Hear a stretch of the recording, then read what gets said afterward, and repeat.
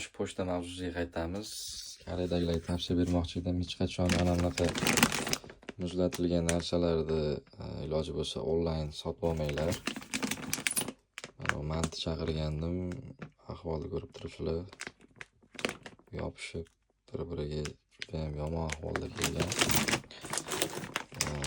Somsa ular ham mana bilinib turibdi ushlayotganda. Ular ham xuddi shunaqa. Yana bitta bor. Hop, kimda aybi? Shu onlayn biznes qiladigan akam bilan gaplashganimda, bir gaplashib qolganimda xuddi shu muammoni o'zimga aytgandilar. Mana shunaqa sotyapmiz, lekin juda ham og'riqli muammo.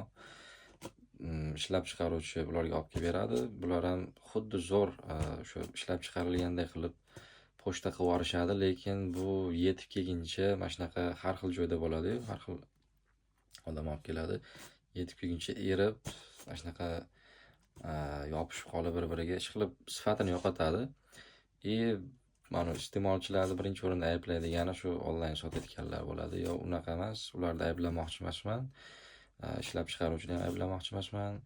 Prosta aytmoqchi bo'lganim, iloji bo'lsa bunaqa narsani olmanglar. Men uyda o'zim pishirib ko'rmoqchi edim. Mana shunaqa ahvolda keldi. Endi buni bilmadim. Menimcha faqat manti sho'rva qilib yesa bo'ladi. O'zim ham aybi bor, tan olib ketib, pochta kelgandan keyin bugun ishda kech qolib ketib, ancha kech keldim uyga. Tashqarida qolib ketdim ham ancha muddat. Shunga balki erib ketgandir.